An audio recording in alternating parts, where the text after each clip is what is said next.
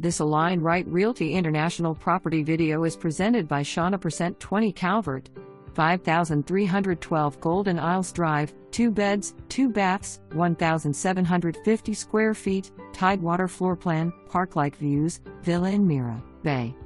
This upgraded Tidewater villa offers 2 bedrooms, 2 bathrooms, a dedicated office with French doors, and 1,750 square feet of single-story living in the gated waterfront community of MiraBay. Located directly across from a peaceful, park-like green space, the charming front porch creates the perfect setting for relaxing or chatting with neighbors. Inside you'll find crown molding in every room, hand-rubbed bronze hardware, a surround sound system, granite countertops, and 18-inch diagonal tile in the main areas. The kitchen is a showstopper, featuring 42-inch wood cabinets with crown and rope trim, stainless steel appliances, a gas range, and a double-wall oven, including convection. The cozy breakfast nook offers views of the front porch and park. The primary suite includes a custom walk-in closet with built-in organizers and an ensuite bath with pedestal sinks. The secondary bedroom is generously sized, and the office offers flexible space for work or guests.